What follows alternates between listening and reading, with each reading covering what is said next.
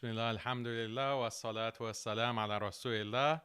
Welcome to another episode of Hayirat Show, where we discuss religion and politics, the two least controversial subjects. I'm your host, Daniel Hayiraju, and today we have an excellent episode for you. Very spicy, actually, and we're going to be discussing some very critical topics, some very juicy topics that really need to be discussed.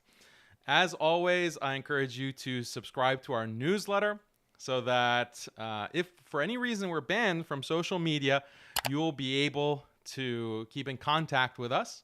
So given the controversial nature of the topics that we discuss, it's always possible that we get banned. We want to make sure to keep in touch with you, so subscribe to our newsletter. And also, we'll be sending a lot of goodies, inshallah, in coming months through that newsletter exclusively. Also, subscribe to the channel. You can also follow us on our Rumble channel, on X, Twitter, and Facebook as well. So what is the topic for today's discussion? We're going to get into the divorce of two very influential, popular influencers, the Muslim couple influencer of Khalid and Salama or Salamun, however you want to pronounce it. This is an issue that we really have to address, and I'll tell you exactly why we have to address it in a second. The second topic, which I hope that you'll stay to watch, all the people who came just for Khalid and Salama, I hope you stay for the second part of the show, where we're going to analyze a debate between Ben Shapiro and an atheist named Alex O'Connor. Alex O'Connor is an Oxford graduate or Cambridge, I'm not sure, but he is an up-and-coming atheist online, and he follows kind of in the new atheist mold. He has some unique qualities, though. He has debated Ben Shapiro recently, and he also has debated Dinesh D'Souza, who's a Christian apologist, and he's brought up this issue of slavery within Christianity and Judaism, as it's found in the Old and New Testament or the Hebrew Bible. And we're going to look at the responses from the two religionists, the two theists, Ben Shapiro and Dinesh D'Souza. How do they respond to this issue of slavery?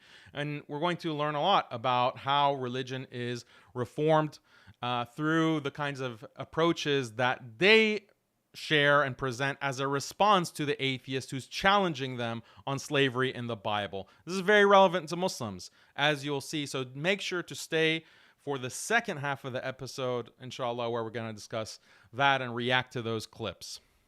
So now, why should we, getting into the first topic of today? Oh, and by the way, we are going to look at super chats, inshallah. So if you have a comment, if you have a suggestion, question, if it's related to the topic of the episode, you're going to get priority. But even if it's not, as long as it's appropriate, we're going to address your super chat. So make sure to contribute and support the show. We rely on your generous donations. We don't have any kind of institutional funding that can sustain the work on Hayirat Show, on muslimskeptic.com, etc. It's all through generous donations from followers such as yourself. So super chats will be discussed. So why do we need to talk about Khalid and Salama? Is this really something that's necessary? It seems kind of tabloidish, to talk about these couples. The reality is that the Muslim ummah, unfortunately, in the millions, is influenced by these couples. These couples are followed by millions of Muslims, and they portray a certain image of Islam. If that image of Islam and that model of Islam is problematic, then that is going to affect the understanding of Islam of potentially millions of Muslims. And if they are teaching and preaching things that will destroy your marriage and destroy your family, then that has the potential to destroy millions of Muslim families. This is what we see with a lot of these couples, where they combine a kind of an entertainment aspect, a comedy aspect, and they try to be very relatable, and you have many Muslims who will fall into that trap of taking them as role models and imbibing those liberal values and feminist values that they espouse or that they express through their relationship. And we did an episode a few episodes back on Yasmin and Dawood. These influencers, they're not as influential as Khalid and Salama, but nonetheless, they get millions of views. And we looked at some of the themes over and over again with these influencer couples. And I said in that episode that Yasmin and Dawood are really not that bad. They're bad, don't get me wrong, but they're not the worst. And I don't think that they're a psyop. I don't think that they're trying to manipulate the Muslim community for a specific agenda. And I said in that episode, I think that there are influencer couples that do have a kind of agenda that's coming from on high, that's coming from above, from governmental sources, and that are trying to psyop the Muslim community. I didn't say specifically any names, but today I'm going to tell you that Khalid and Salama are this type of couple. I do believe that they're a psyop. I do believe that there is an agenda, very clear agenda. I'm going to show you the evidence of this, inshallah. So the big news back in February of this year is that Khalid and Salama, after years of marriage, supposedly a very beautiful, happy marriage, they had 2 children together, they're so deeply in love, they got divorced. It was heartbreaking to many of their followers, some of them who are literally crying. Oh no, this couple got divorced. They were my couple goals. # couple goals. And they're literally crying about this influencer couple. And they got divorced. And in the months since a lot has happened, Salama has actually gone online and has done different podcast interviews, and she's been dishing some dirt on Khalid. And we're going to talk about some of this, inshallah. The dirt that she's been kind of spreading and what she's been saying. Oh, why did you divorce? What happened? She kind of has been hinting and spilling some dirt on the marriage. On the other side, you have Khalid. And Khalid has been involved with, apparently, getting engaged. And this was the news that came out. It was reported on in the Hindustan Times, Times of India as well, I believe. So it's something that is not just a rumor. He's posted like engagement ring on his Instagram. So who is this that he's engaged to? Well, it's this Indian actress, from all appearances a Hindu. A Hindu woman named Sunana. I don't know exactly what her name is, but I don't follow Bollywood. So Sunana, something like that. And they're engaged. Now, is she going to convert to Islam? Has she converted to Islam? Allahu alam. But from all appearances, this is a Hindu. So barely 4 months has passed since the divorce. The ink on the divorce papers have not dried yet, and Khalid is engaged to get married again to some other woman, not in his same country, not in the Gulf, in a different part of the world. So how did this happen? I'm sure they'll be sharing those details in the future. But for now, it's been released or announced that he is engaged. It is this Hindu Indian actress. And this is very interesting. Why? Because you have this model of marriage that you've been portraying, the ideal Muslim marriage to a Muslim man and a Muslim woman, modern. They are romantic. They have this picture-perfect wedding, picture-perfect life. They live in the lap of luxury. She's an independent businesswoman as well. He is financially successful. They're loving life, enjoying travel, enjoying food, enjoying all of the luxuries of dunya. And then the shock. They've gotten divorced. And not only have they gotten divorced, it seems like they're even, maybe getting further and further away from religion.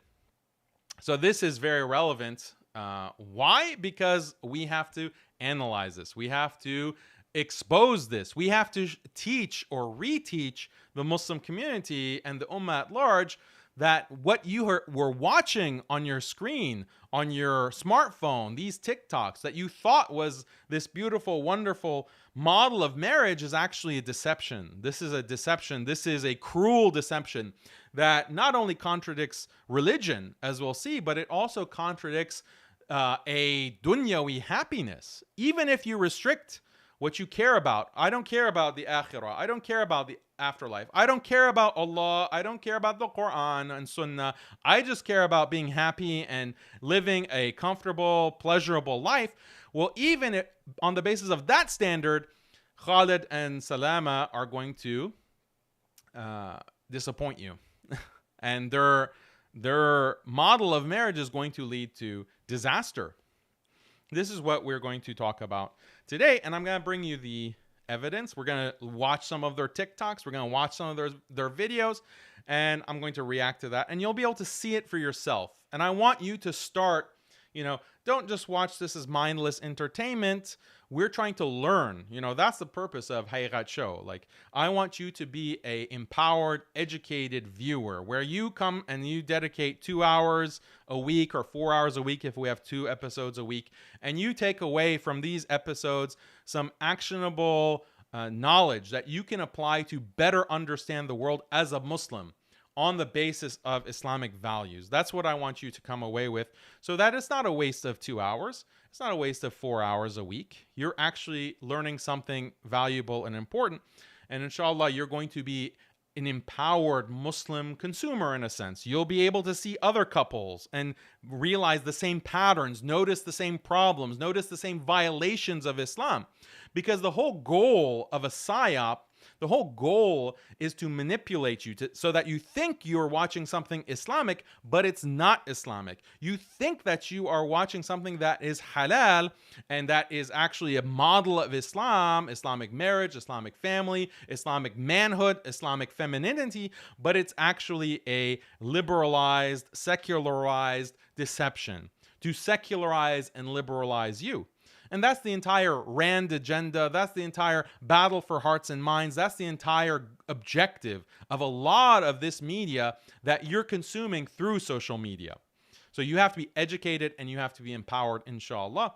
And that's the intention, one of the big aims of this kind of show. And definitely in this episode, we're going to talk a lot about this effort to reform the ummah and religious mindset.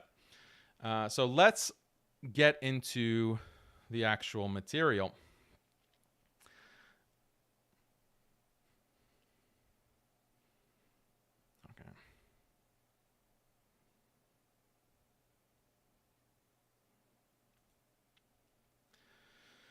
Okay, see this?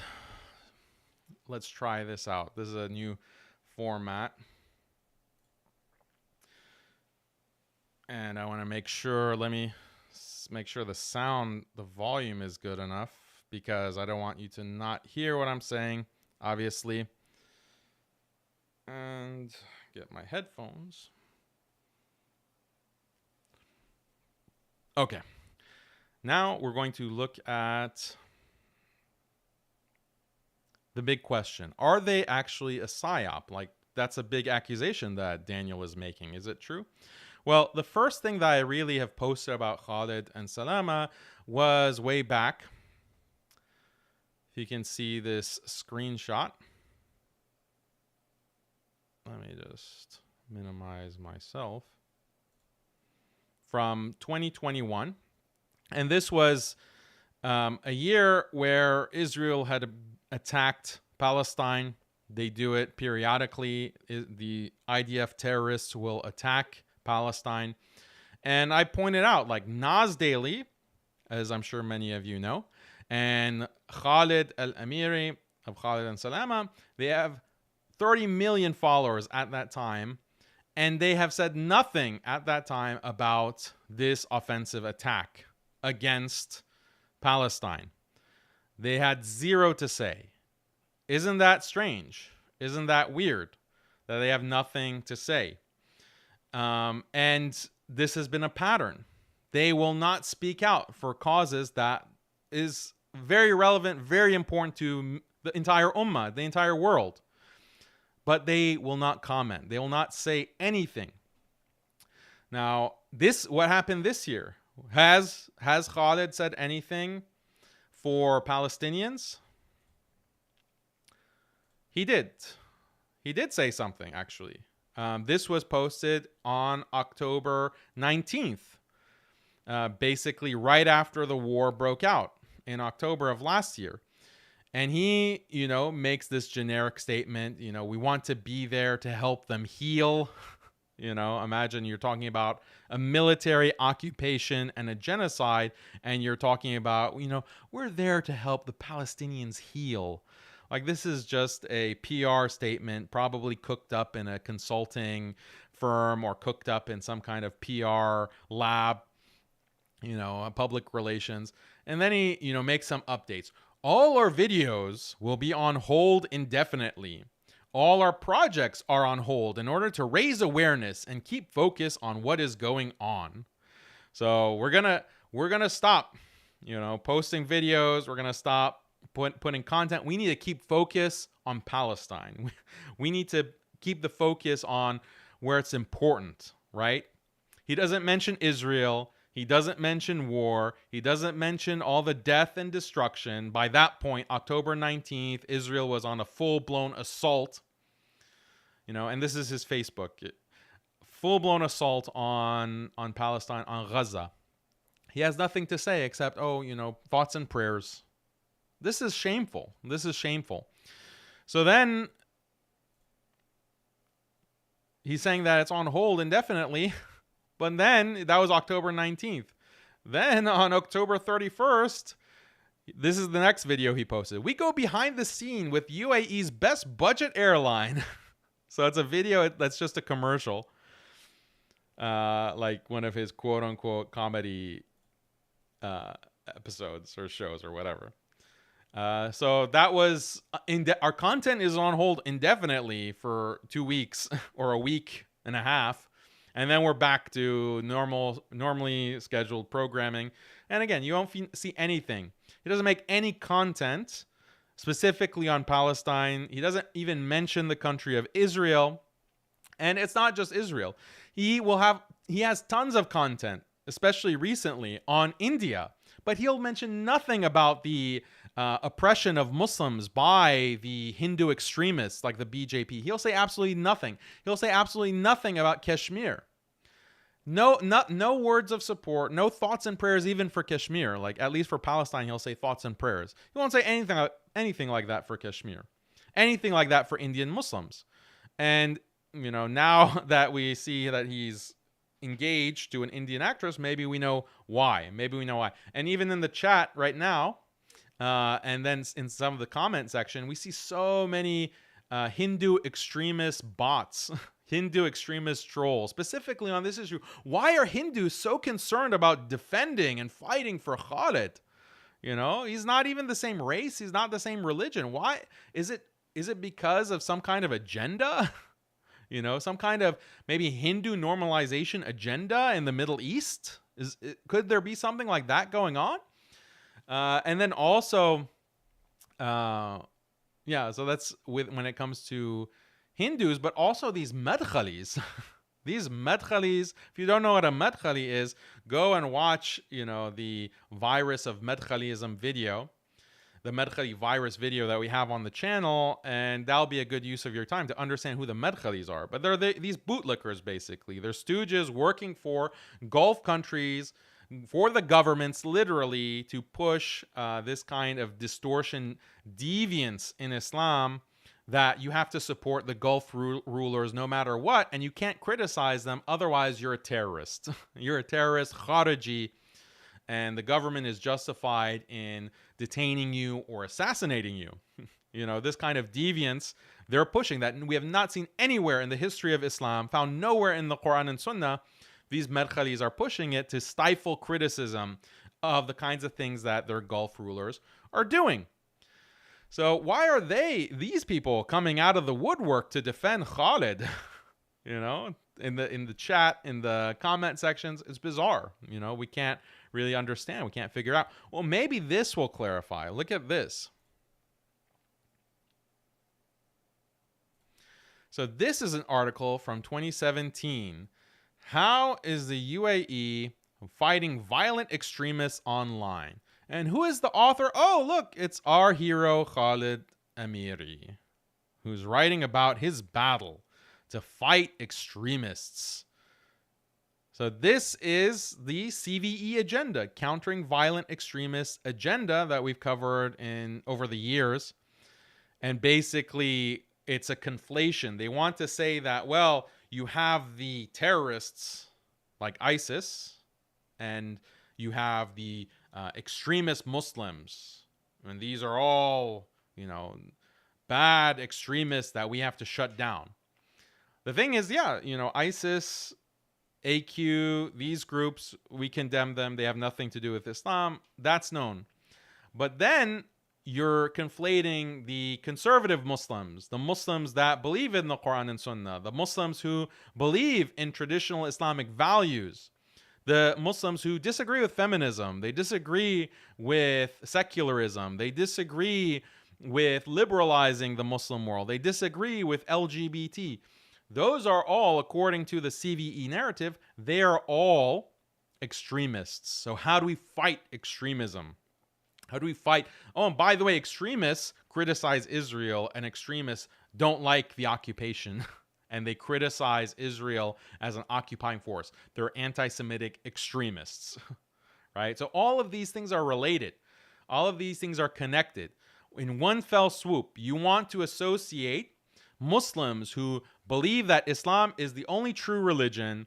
They believe that we need to uphold traditional Islamic values. We need to strive for Islamic sovereignty and Islamic governance through a khilafah and implementing Islamic laws. They believe in Islamic governance. They believe in traditional family values. They're against feminism. They're against sexual immorality.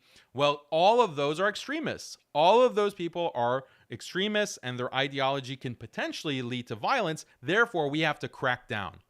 That's the whole ideology of countering violent extremism, is a program that has been in place for about 12 years, but really it goes back to the war on terror, started in 2001.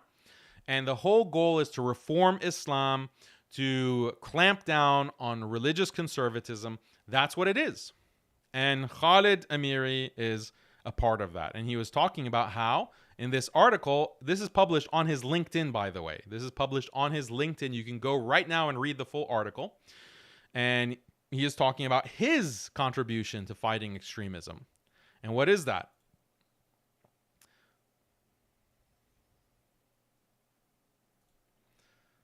So look at this. The key to good or influential media is getting someone who is watching or listening to imagine themselves in that situation, to make it relatable, to connect with the audience in a way that makes them want to be there. Extremists and terrorist organizations on social media have found a great deal of success in this regard and recruit young people from all over the world based on that strategy alone. There was never a strong and focused counter-narrative until now. This week, I took part in a workshop set out by Hidayah, an Abu Dhabi-based international organization tasked with countering extremists through a number of programs and activities. The main focus of the workshop, titled Creative Minds for Social Good, was to bring artists, filmmakers, writers, actors, PR executives, and students together in one room for one goal: to create content that counters the narrative developed and used by extremists to recruit young people and paint a picture of our religion. So there you have it, straight from the horse's mouth. His whole objective and his whole mission is to counter extremism, to counter the religious extremism, Islamic extremism, as he, as a liberal Muslim, and his handlers have defined it. In the goal of what? Secularizing the Muslim world, liberalizing the Muslim world. That's what countering extremism really is. Because if you want to counter ISIS is militarily defeated. And at that time, the main way to counter ISIS is through the military. That's what the US and the West overall did. Now, what is the origin of ISIS? Who is really ISIS? Is it actually Muslims? This is a question. And on YouTube, you can't really talk about it openly. But go to Twitter, go to my Telegram, and it's clear that there are big question marks about whether ISIS is a legitimate, or not legitimate, but an authentic group of people, of true believers, or is it a intelligence operation? I won't say more than that on YouTube. But the way that you counter it is you just defeat that small group. What percentage of the ummah, the Muslim ummah, is ISIS or agrees with ISIS? Not even a percent of a percent. The entire Muslim world has condemned them. So if you want to counter them, why are you expending all these resources? Why do you have to have festivals and you have these international organizations dedicated and you have all these countries getting together to combat this problem? Well, it's obvious, because their goal is not just this one crazy group of terrorists. Their aim, the target, is the entire ummah, to secularize the entire Muslim world. That's the actual agenda, and Khalid and Salama have been a part of that. And for those of you who have just been enjoying their content and thinking, oh, this is, harmless entertainment, no, you're part of the psyop. You're being psyoped. That is the problem. So let's continue.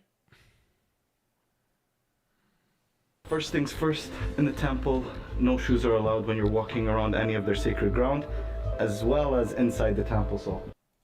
Okay, so here's a video where he's going to a Hindu temple, and the whole video is about his time in this temple.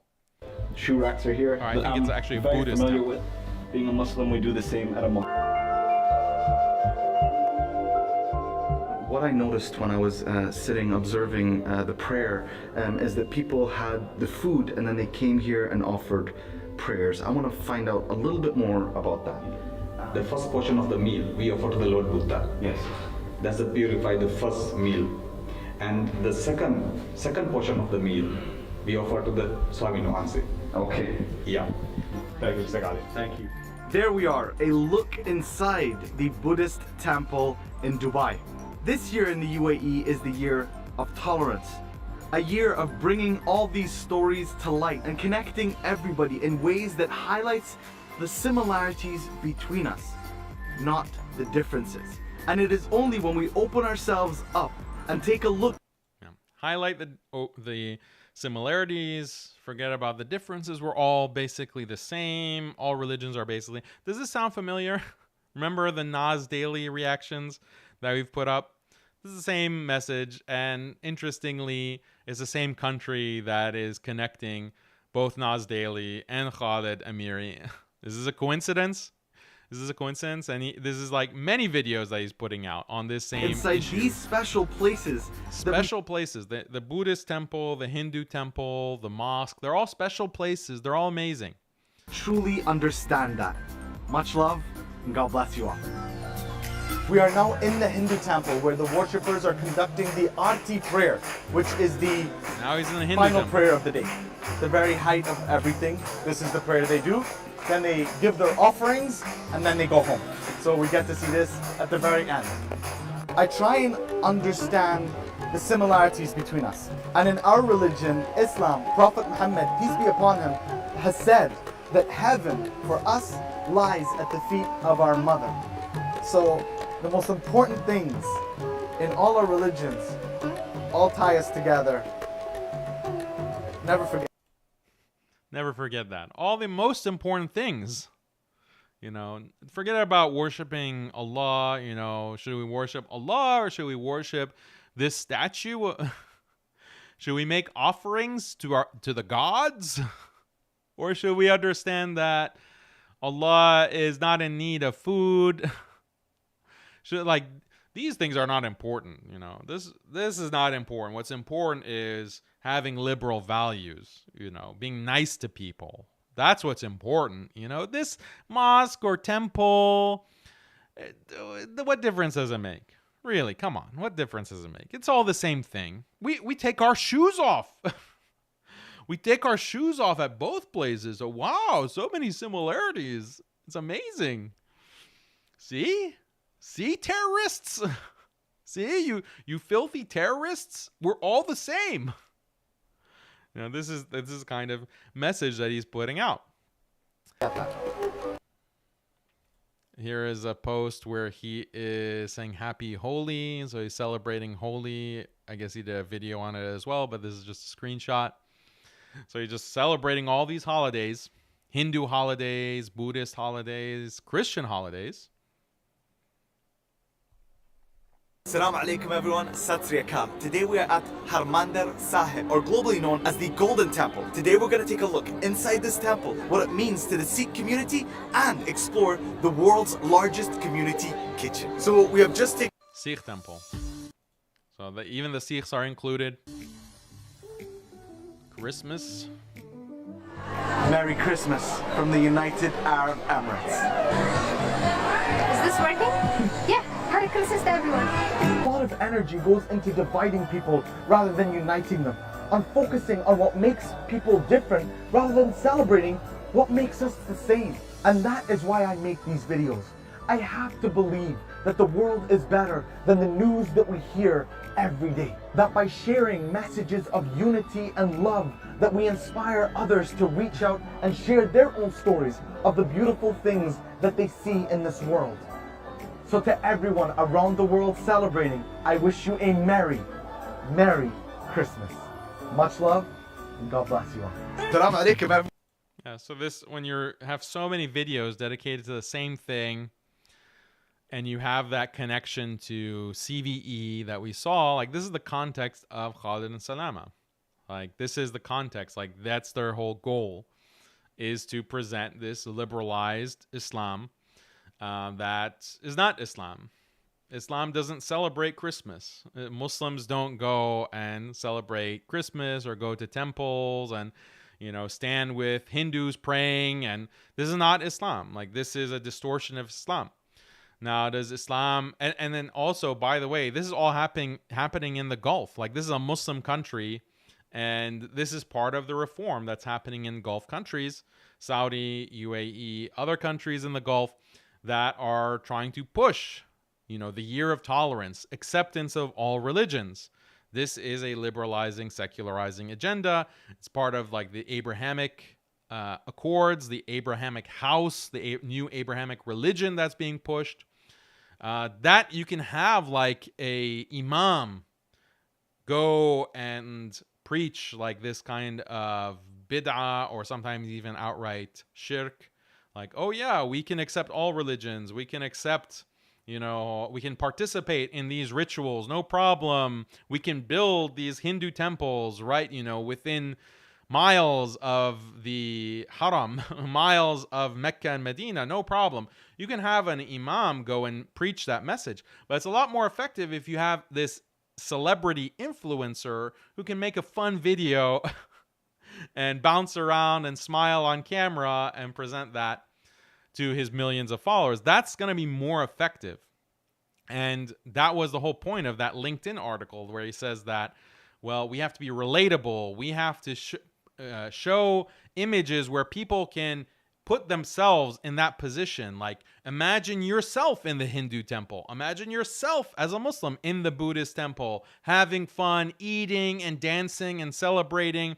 Imagine it's relatable content. It's fun. It's funny. That's how you create effective counter narrative. And that's what an effective PSYOP is. We are in Thrissur, Kerala for Onam, Kerala's biggest festival, alright? So we're going to go into a family's home to show you what So he even has the dot on his forehead.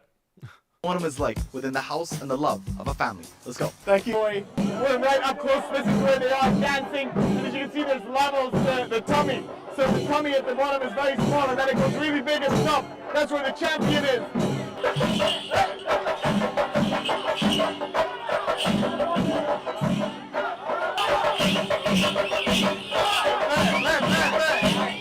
Yeah, I don't know if this is like his future in-laws that he's like going and dancing with. Like maybe this is his fiance's family.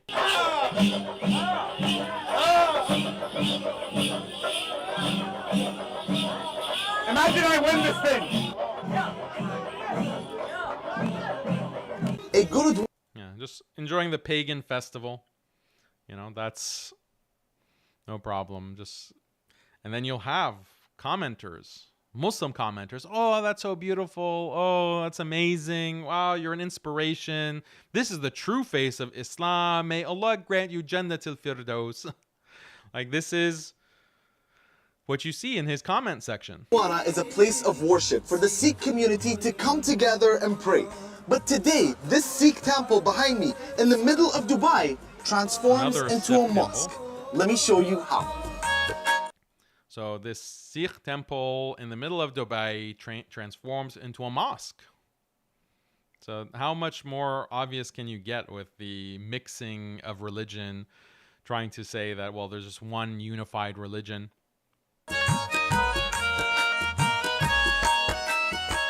Since the Gurdwara's establishment in 2012, it has hosted an iftar evening every single year. But this year, in 2019, it is hosting an iftar every single day, open to all members of the community to come and break their fast. And for me, there is no greater sign of compassion, there is no greater sign of acceptance than a community that takes somewhere that is so holy to them, that is so sacred to them, and opens it up to the world. Much love, and God bless you all. Yeah, so it's the same message over and over again. It's not very creative. He's not a very creative person. So it's just religious universalism. All religions are basically the same. Focus on the similarity.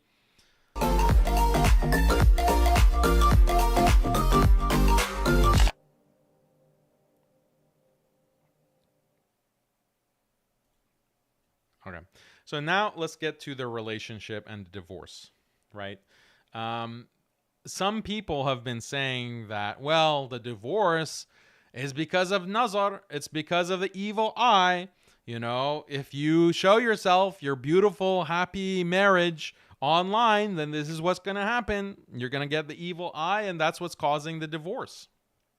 They have this. Nazar is real. Should not show off your relationship on social media. Too much of exposure is dangerous. Privacy is everything. Yes, I agree. That is true in for sure. You know, and you expose yourself to hasad, to jealousy. That is going to potentially cause problems. And we have to ask Allah for protection against the evil eye. We have to read Quran, such as Surah Al-Falaq, very important, and make dua that Allah protects us against hasad. But is that really, the only thing that was problematic about this marriage? Was it really a beautiful, healthy marriage in this, by the standards of Islam? Obviously not. When you look at the video content that they put out, it's completely dysfunctional. And the model of marriage that they are portraying is obviously going to end in divorce and a lot of pain and suffering. And this should have been obvious to anyone that understands Islam or understands the way, even if you're not Muslim, you just understand human nature. You understand the difference between men and women and the difference in creation, how men and women are created differently. If you understand that, you'll understand the importance of gender roles. You'll understand the importance that men are the head of the household. You'll understand the importance of the obedience of the wife to her husband, and that's part of her commitment to her husband, to be an agreeable and obedient wife. The importance of the husband to be a man, to be a leader, and not to be dominated, not to be made into this kind of fool, not to debase himself, not to simp and be a simp. Like, people understand this more and more because, alhamdulillah, people have woken up from this degenerate, liberal, feminist programming, and they've realized that this is just empty promises. Feminism is actually going to lead to destruction. But it should have been very clear from the beginning, anyone who watches their videos, that this is really a garbage, trash marriage. It was from apparently the beginning. And it's not just because of nazar. I'm sure that didn't help, but they had much deeper systematic problems at the core of their relationship. And that's what we're going to look at, So even put aside the PSYOP component, the countering violent extremism component, the religious perennialism, universalism component, like all of that trash, that was all context. Let's look at their actual relationship and see, maybe, maybe there was something good about their marriage and we just missed it.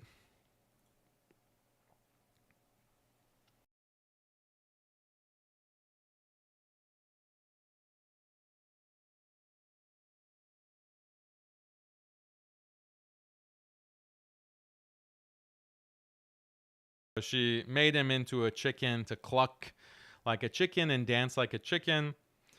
You know, already you can tell she's just making a fool out of him. And this is like, you know, when you do this enough in the marriage and the husband is just this clown, then that has an effect on her perception of you as a man. You are debasing yourself. You are being humiliated. And even if they were just doing this for the purpose of their TikTok and Instagram, for the views, it's still going to have a psychological effect on their marriage itself. Not to mention the viewers who are thinking that this is kind of healthy behavior. Like, if you're a husband, just make a fool of yourself. You know, just cluck and dance like a chicken. You know, whatever she tells you to do, you do it. You know, you're basically a doormat. This is the model that is being presented. It's good. So what's interesting, this clucking like a chicken corresponds very interestingly to what a certain very popular mufti has said about this subject. For us, it's done out of love. I really wouldn't mind. I really wouldn't mind. If my wife were to phone me now and tell me, move to the left, I'd move to the left, even if there's no place.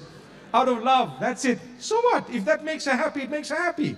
You know, people might say this guy is a chicken. I don't mind being called a chicken. I'll even quack quack for you a little bit, so long as she's happy. MashaAllah. Yeah, so just like Khalid and Salama did. If she says quack like a chicken or duck, then, you know, as long as it makes her happy, just be a doormat. Just do whatever she says. So who's the boss? You know, who's the boss? And that's the kind of message that is being given religiously by simp imams. Basically, these compassionate imams are religiously justifying this kind of inversion of the correct dynamic in marriage. And I went through all of the proofs in episode 7, that Yasmin and Dawood episode. So if you want to see all of the ayat and the hadith that show that the man is the head of the household, the man is in charge, he's the leader, he deserves respect and he deserves obedience, he's the one who ultimately will call the shots. If you want to see all of those evidences, go back to episode 7. I'm not going to repeat them for this episode, and you can see all the proof of that. But you have religious scholars who are inverting this by appeasing to a feminist mentality, and these simp imams are being rewarded by all of these women followers. The vast majority of the followers of these simp imams are actually women. You know, it might be something like 70 or 80% women that are following these simp imams because they're constantly appealing to the desires of women and this feminist narrative. That's how they become so popular. And if you contradict that, like me and others, if you contradict that, then you are seen as a misogynist, you are seen as lacking adab, you're a bully, you don't have wisdom, you don't have the hikmah, you know, the hikmah to constantly appeal to women. So that is, this is the simp imam side.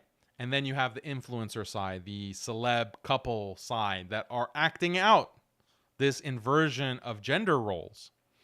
And this is not only something that contradicts Islam, it contradicts the fitrah, it contradicts how men and women have been created, and it will create resentment and lack of attraction on the part of the woman, the wife, to her husband, to her dominated husband, this kind of simp, cuck husband.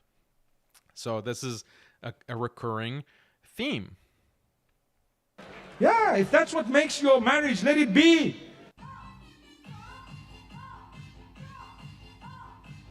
Oh, he's going to do some cleaning. She's the supervisor. Yeah, see, this is pretty much the majority of their TikToks are under this theme of inversion of gender roles. She's the boss babe. And he is the servant, the obedient puppy who does exactly what she wants. Do you think that you're going to have a happy marriage as a man? Like, this is what I want Muslim men to understand. Do you think that this is the path to a happy marriage? Just giving your wife whatever she wants? I'm telling you now, this is the way for your wife to become dissatisfied with you and to start hating you. She'll start hating you, resenting you. Why? because there's a kind of psychology that women have, that if you are going to look, it's important to be kind to your wife. It's important to provide. It's important to be gentle with your wife. That's part of Islam. The Prophet sallallahu alaihi wasallam was very kind and gentle with his wives. But this is not that. This is something completely different. This is where you are a puppy, like you're a dog, and she is like kicking you and telling you what to do. That kind of attitude or behavior, when she sees that, she's going to think, well, this is natural, by the way. It might not even be conscious. She's going to start feeling that, why am I with this loser? I can find someone better than him. I can find someone who is going to be a real man's man, who is not, if he is this weak that I'm able to push him around, then that means he's not really much of a man. So I need to find a better man. That, again, is not necessarily the conscious thought process. It may very well be conscious, but most likely it's going to be subconscious. That's just how she's going to feel. And when she feels that, she's not going to be attracted to you. She's not want to have anything to do with you. Over time, she's going to start being dissatisfied with you, and she's going to start thinking that, well, you're not providing for me emotionally. You're actually emotionally abusing me. That's how she's going to think. You're emotionally abusing me because you don't satisfy me.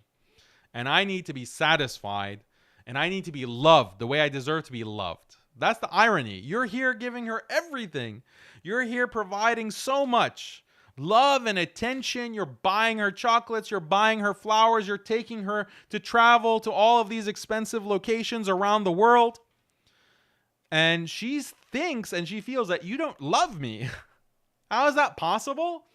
It's possible because you're a simp. It's possible because you're too much of a simp. You're like a puppy. And that is not what the female nature wants. The female nature doesn't want a man to be dominated. That's the psychology. And we can see the result from their actual marriage. Okay, here's more dominating or portraying the Muslim man as this simp, as this weak, useless. Just think about the media, how the media portrays men. The father and the husband is always portrayed as this loser, this kind of Homer Simpson bumbling idiot who thinks he's so good and so strong, but he's actually a loser. And the wife or the mother, she's always portrayed as this wise, patient woman who tolerates this idiot that she's married to, this bumbling idiot. That's the model that's always portrayed on television and movies, and especially in these comedic type of scenarios. Now look at this. When my husband thinks he's the strongest man on earth, he can't even open a pickle jar.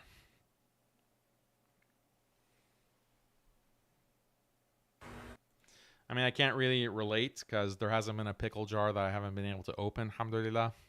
But, even if you can't open a pickle jar, there's no shame in that. But to portray it like this, like in this kind of way on TikTok for views and laughs, what is the message that's being sent? What is the image of Muslim masculinity and Muslim marriage that's being sent to millions of viewers?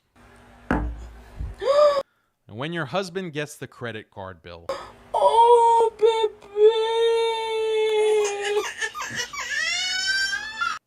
Yeah, he's the baby crying. Oh, poor baby. Let me comfort you. Oh, pickle again. Yeah, look at this. Come to mama. Baby. Mama will take care of you. My poor baby. Crying like a baby. So, I mean, this kind of attitude actually is, unfortunately, you see some Muslim men who have been raised by single mothers, and they become, they kind of keep this mentality that they're the little baby and they need mommy because they haven't had a strong father figure in their lives. They haven't had that strong masculine role model. And so they don't know how to be a strong leader or a strong Muslim man. And they fall into this pattern of, oh, I'm just a baby. I need mommy to take care of me. When they get married, their wife becomes their mommy. Their wife becomes the mother to, protect them and comfort them. And this becomes a very bad habit. So a lot of these Muslim simps that you see, it's part of the reason for some of them is that they've been raised by a single mother. Now, I'm not saying that just because you're raised by a single mother, that means that you're going to be a simp. That's not what I'm saying at all.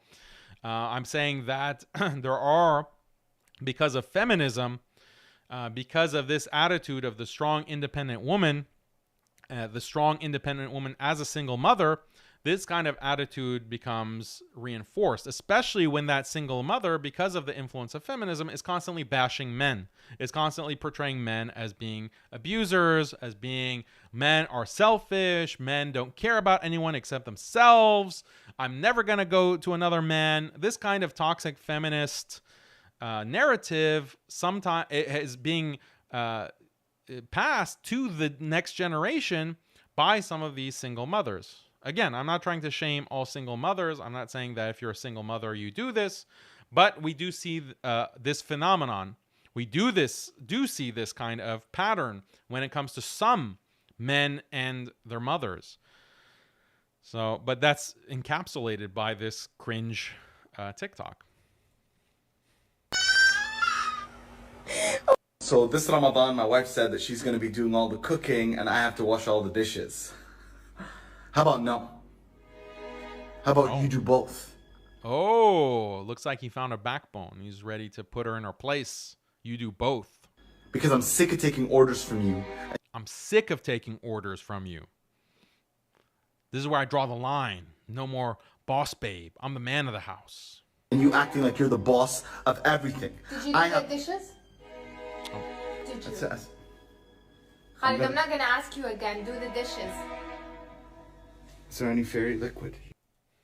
Any fairy liquid. So this is the same kind of pattern that we saw with Yasmin and Dawood, like the threat of violence. She's gonna beat me if I don't wash the dishes. She's standing menacingly in the back, ready to beat me like a disobedient dog.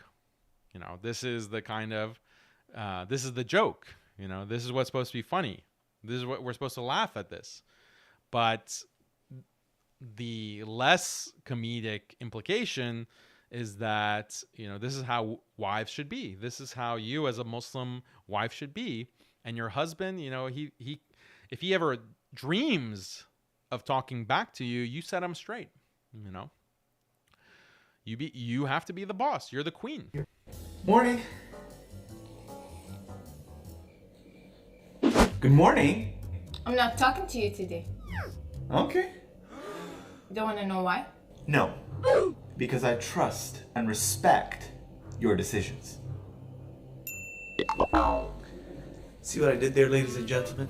I used my brain to avoid the pain. All right, so she threw a sandal or a shib, as you can call it, at him and hit him. Now, in Arab culture, and in many cultures, but particularly in Arab culture, to be hit with a shoe is like the ultimate form of disrespect. And there was that famous Iraqi where George W. Bush was in Baghdad, and he was giving this kind of press conference at the podium, and there was this Iraqi journalist who took a shoe and threw it at George Bush. Unfortunately, it didn't smack him in the face, unfortunately, but that gesture showed like this George Bush terrorist destroyed our country, killed hundreds of thousands, if not 1 million Iraqi Muslims, led to the displacement of millions more, and he's coming here and talking, and here, eat my shoe, that's the least you deserve, a shoe to the face. And it missed, but still, that's the idea. Like, the shoe is the ultimate form of disrespect, and she is, using the shoe to smack her husband. So this is really, she's making him into a torture. That's another, maybe it's an Egyptian expression, maybe it's wider Arabic. This is Khalid. My wife was mentioning this concept to me, or mentioned it before, that making your husband or your father into a tortur. Tortur means like, tortur is specifically is kind of like a party hat. Like, you know, in birthday parties, they have these kinds of hats.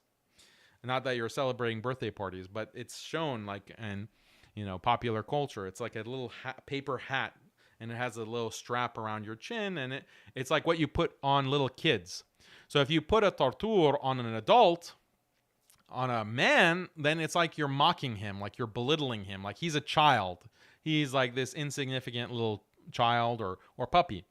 It's making your husband or your father into a tortur. That's the behavior, like you're belittling him. And that's what she's constantly doing. She's making him into a tortur. And I'm sure that he's, you know, maybe he's coming up with these skit ideas, but not her bossing him into it. She's probably not the one who's making this stuff up. But making yourself into a tortur is even worse. This is like such a dysfunctional, disgusting image or model of marriage that they're portraying, even if it's for comedic purposes. Like, this is the kind of couple goals that you'll see in the comments. Couple goals, couple goals. A lot of Muslims love this stuff. This is what they think is the ideal marriage. When she said she didn't want food, but now she does. So look, he's like screaming because he has to meet all of her demands instantly as soon as she wants them. He's running away from the monster. And there's the monster, Godzilla. Godzilla is there to destroy him. Asking my husband to make an impression of me. Hey Khalid, can you make an impression of me? Yeah. Hey. There you go. This is universal. You have to have your husband dress as a woman and dressed in hijab. Like, this is wajib for the influencer couples. The Muslim influencer couples, they have to have their husband dress up in hijab. It's required, right? And why is that? It's to inverse the gender role. It's to feminize him, to make it explicit. You know, if it wasn't explicit enough, if it wasn't obvious enough, here it is, you know, there on your screen. He is dressed as a woman. He is the woman now. He is the woman and she is the man. Yes. My name is Salama. And when I get mad, I do this. And when I type on my phone, I do this. So Salama said I'm not romantic enough. Yeah, so it's quite disgusting. Quite cringe. No, say it again. I want to document this. I said that you should be more romantic. Like movies and stuff. Like guys in movies. All right, I got you. You want some? No, I'm going to get to work. So I've decided to spend the whole day being the most romantic man on this planet. Yeah, her wish is my command. Whatever she wants immediately, even the most frivolous things that she wants, I'm there to dedicate an entire day to being romantic as she needs. Watch and learn. Salam, I'm gonna call the police. Why? Because it should be illegal to look that beautiful. Oh, you see, that wasn't too hard. I'm so proud of you. Hey, Salama, I'm gonna change your name to Google. Why? Because you're everything I've been searching for. Oh, so sweet, so cute. Let me help you with that. You must be Fine. exhausted. Why do you think I'm exhausted? Because you've been running through my mind all day. Oh, wow. Is this one? Yeah, that's another one. Yeah, you enjoying it? Oh, wow, you're doing really well. Well done. A lot of vomit wait. emojis. You got something in your eye. Where? Oh, it's just a sparkle. Hey, Salama, here's a rose. But I'm not gonna give it to you. I just wanted to show it how beautiful you are.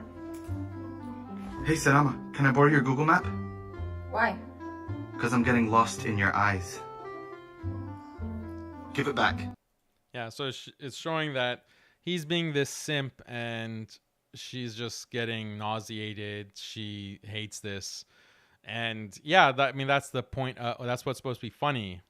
Like he's debasing himself and she doesn't really appreciate it, and it's actually annoying her.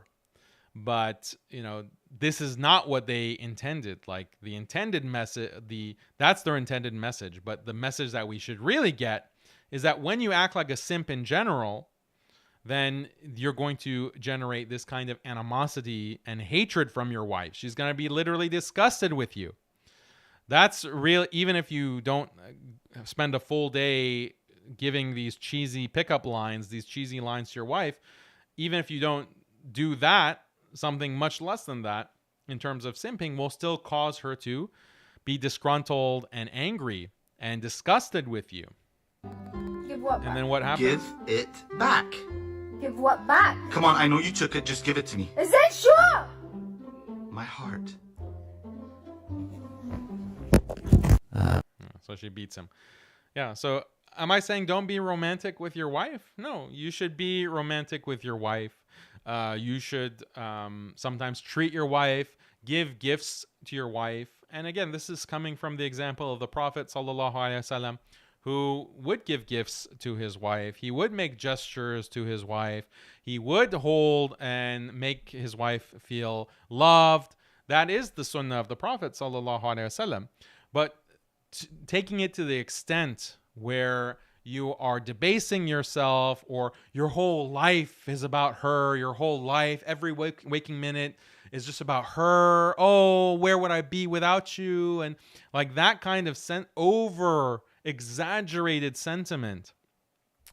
That is what is a problem. That is the turnoff. That is what's going to make her think that you are a lesser man and she deserves better. And I remember when I first got my first pay, it was the greatest feeling, bro. Like that first email, I'm just like, thank you. Alhamdulillah. And the rest is history. So, you know, like I said, you know, Salama has been a source of pretty much everything good in my life, including the career that I have today. It is the source of everything good in my life, including my career. And Allah Kareem, bro. Allah Kareem.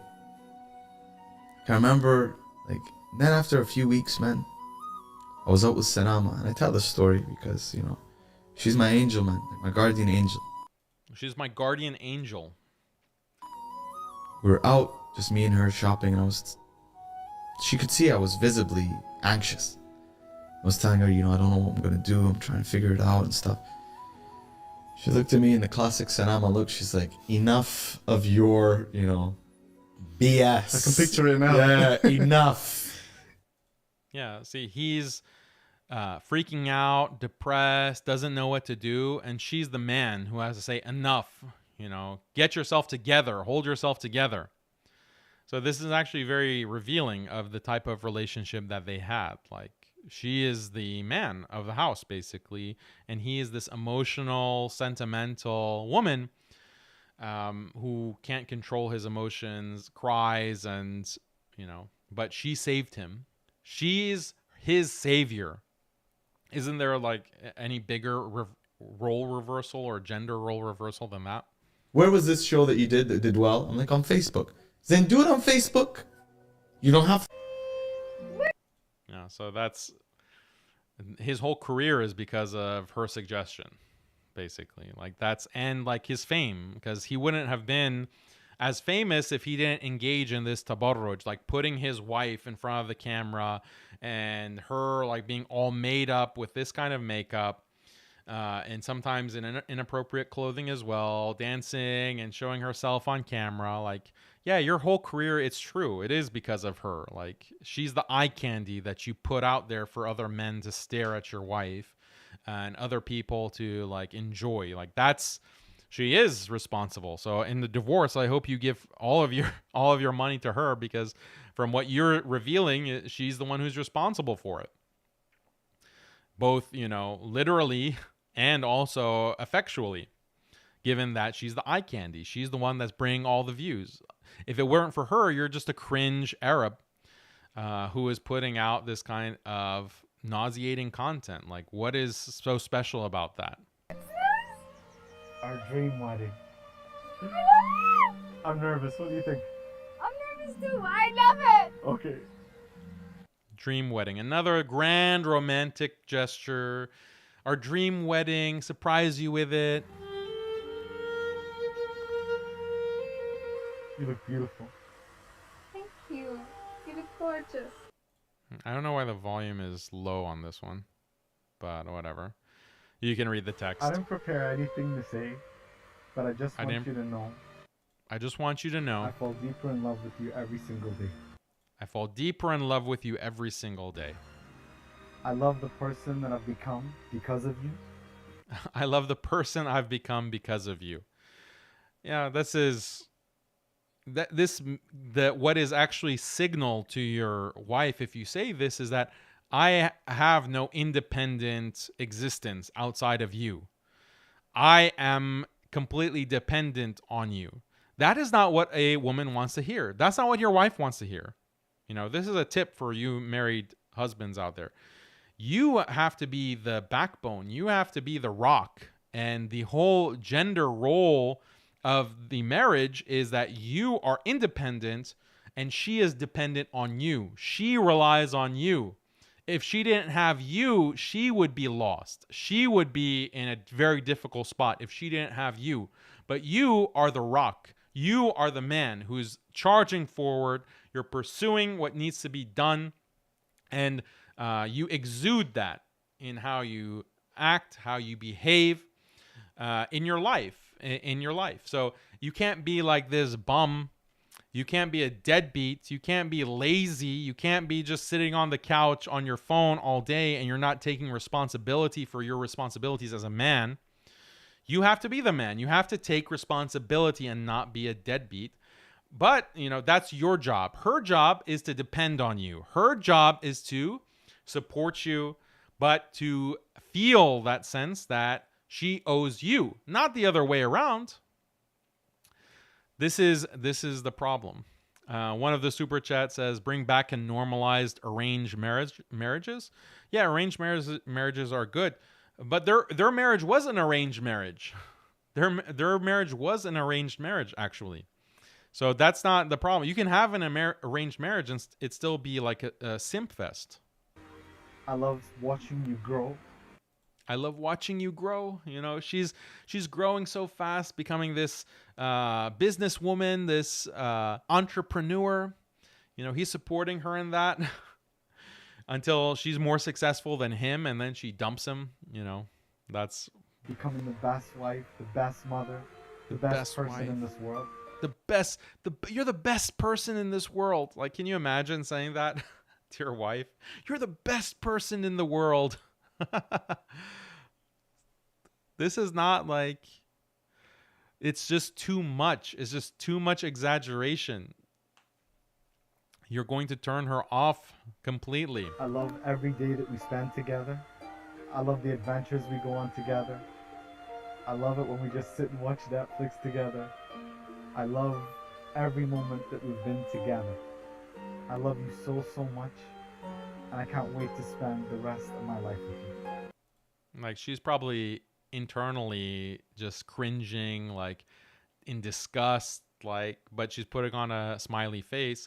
Like, that's the other thing. Like, all of this, what makes it 10 times worse is that you're doing this on camera. Like, you don't even have the decency to simp in private. Like, you want to document this for the whole world.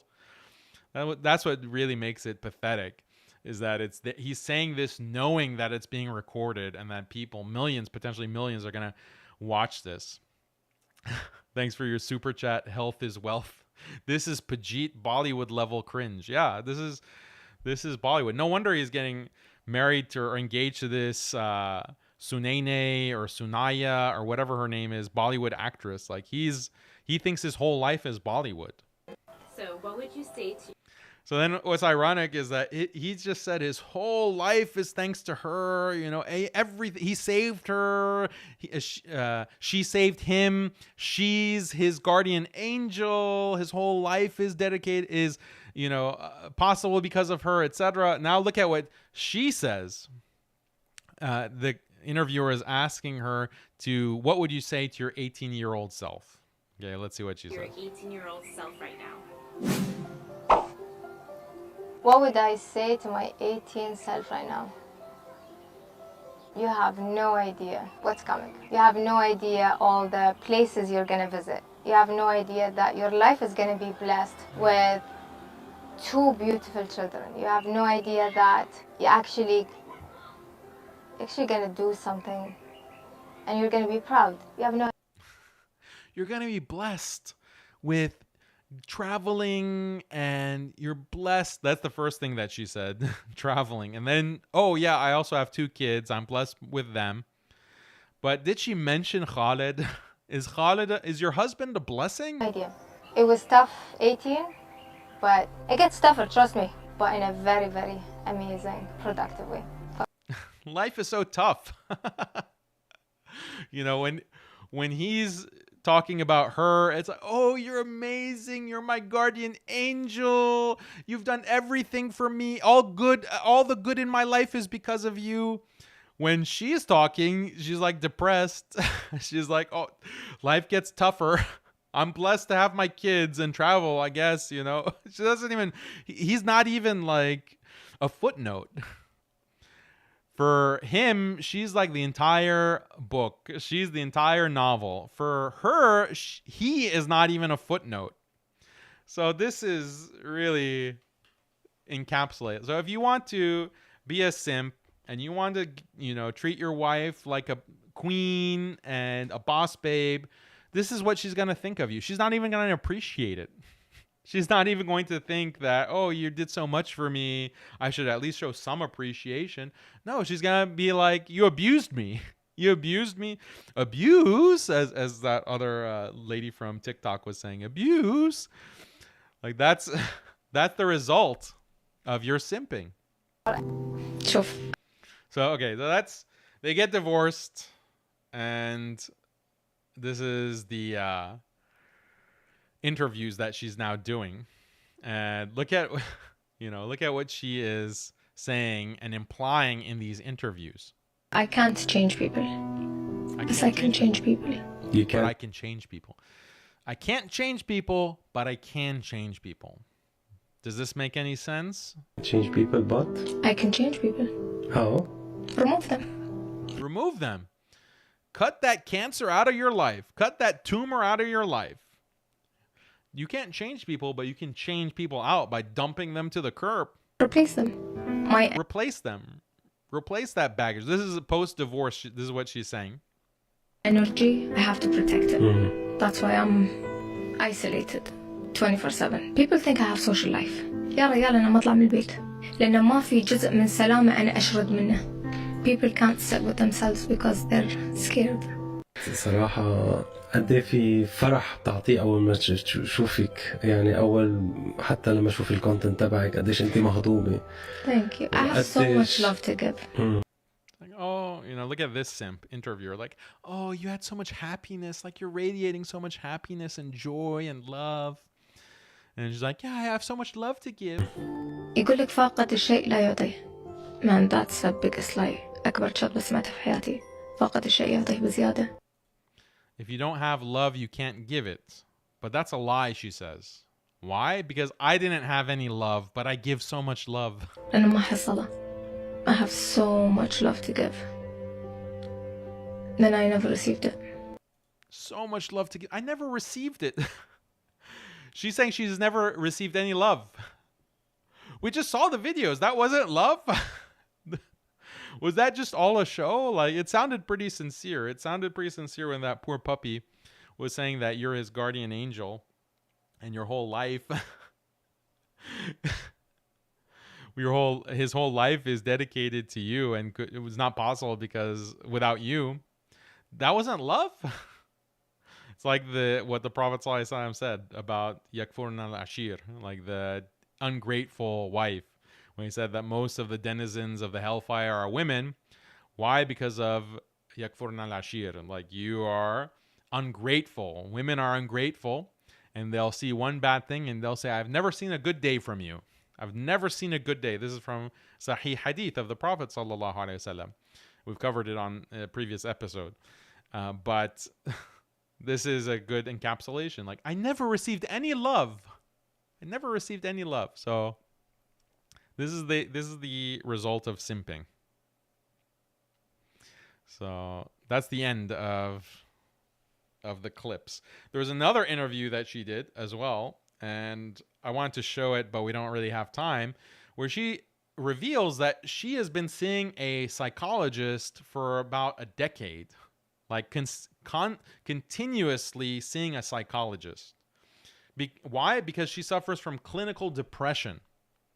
She suffers from clinical depression and is suffering from all kinds of mental illness.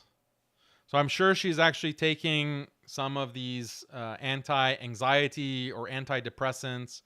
She's probably been taking it for years.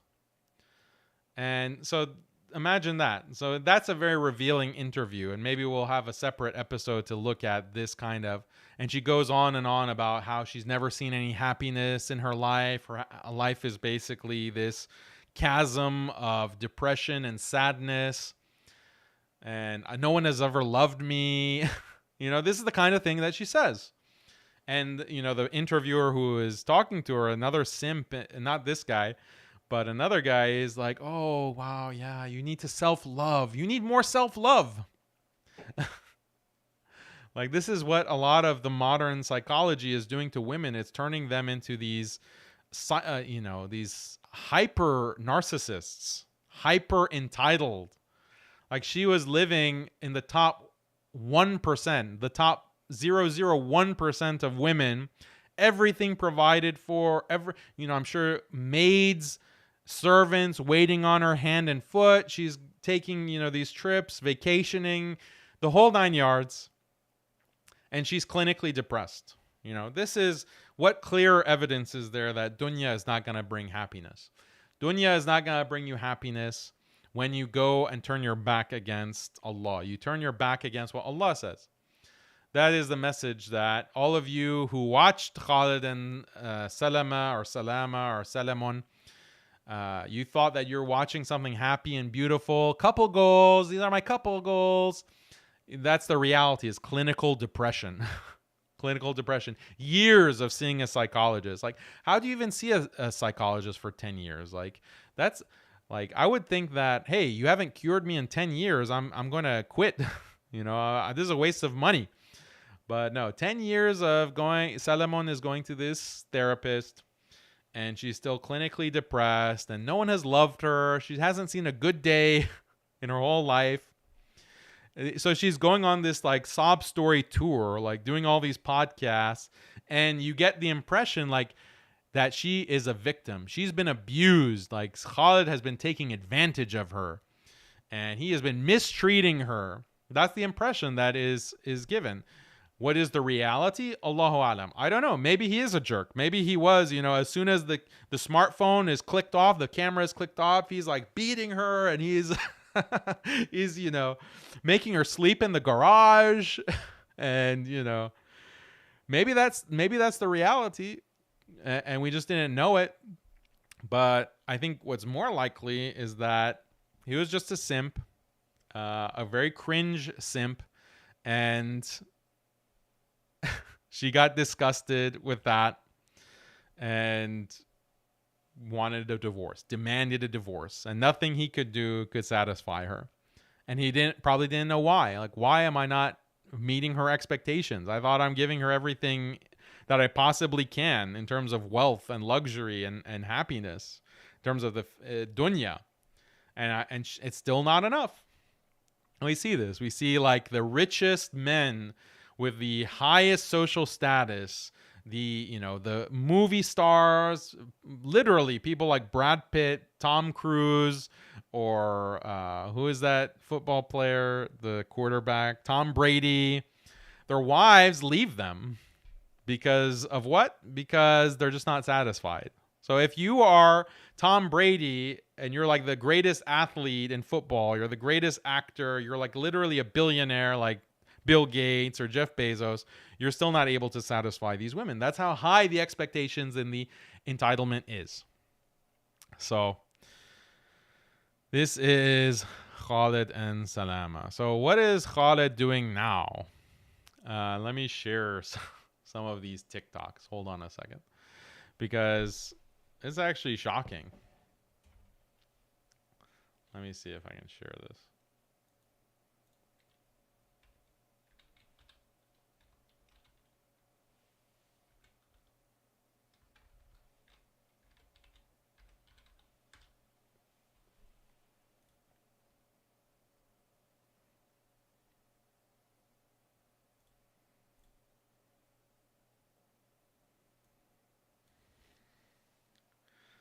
Let me see. Hold on. Give me 1 second.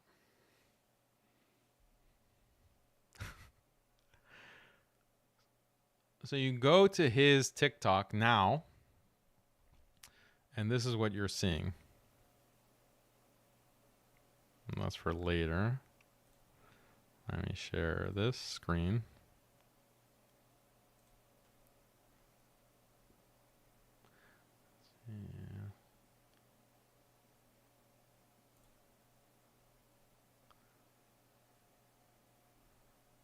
Okay, hold on a second.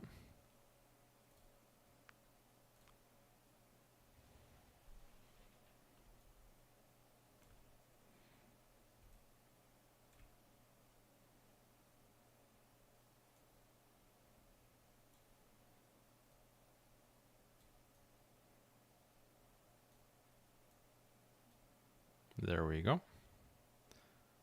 Bring this down so you can see this. Okay. So this is a skit that he's doing. Let's watch this.